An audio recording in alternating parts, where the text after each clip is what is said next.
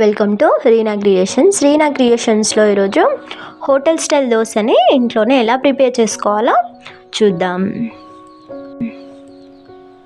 First అయితే ఒక bowl తీసుకొని 2 గ్లాసుల బియ్యాన్ని, అదేవిధంగా 1/2 గ్లాసు అటుకుల్ని యాడ్ చేసుకొని శుభ్రంగా కడుక్కొని మళ్ళీ వాటర్ పోసుకొని 3 to 4 hours నానబెట్టుకోవాలి. అదేవిధంగా మళ్ళీ ఒక బౌల్ తీసుకొని ఆ బౌల్లో 1 గ్లాసు మినపగుళ్ళని, అదేవిధంగా 1 స్పూను మెంతుల్ని, నేను కొద్దిగా మెంతులు వేసానండి, 1 స్పూన్ మెంతులు అయితే సరిపోతుంది. వీటిని కూడా శుభ్రంగా కడుక్కొని మళ్ళీ వాటర్ పోసుకొని 3 to 4 hours నానబెట్టుకోవాలి. పప్పు ఇంకా బియ్యం బాగా నానాక మిక్సీ పట్టుకోవాలండి. బియ్యాన్ని అయితే కొంచెం మరకగా మిక్సీ పట్టుకోవాలి.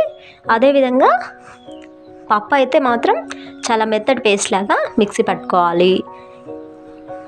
వీటిని రెండింటిని కూడా ఒకే బౌల్లో వేసుకొని బాగా కలుపుకోవాలి. తర్వాతకి మూత పెట్టి ఫర్మెంట్ చేసుకోవాలి.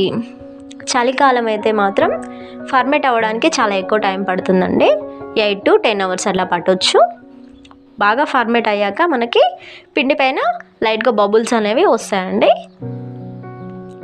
తర్వాత మనం ఇందులోకి కొన్ని వాటర్ యాడ్ చేసుకొని, అదేవిధంగా రుచికి తగ్గట్టుగా సాల్ట్ వేసుకొని ఎక్కువగా మిక్స్ చేసుకొని నెక్స్ట్ మనం స్టవ్ పైన ప్యాన్ పెట్టుకొని దోశ వేసుకోవాలి. దోశ వేసుకున్నాక నెక్స్ట్ దానిపైన బటర్ కానీ నెయ్యి కానీ వేసుకొని నెక్స్ట్ ఏదైనా కారం ఉంటే పెట్టుకొని దానిపైన మనం మసాలా పేస్ట్ అనేది వేసుకోవాలి.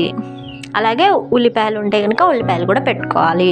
ఇలా చేస్తే కనుక ఇంట్లోనే హోటల్ స్టైల్ దోశ ప్రిపేర్ అయిపోతుంది. మీకు కనుక నా రెసిపీ నచ్చితే లైక్ చేయండి. అలాగే మీకు దోశ ఎలా వచ్చిందో కామెంట్ చేయండి. Thanks for watching.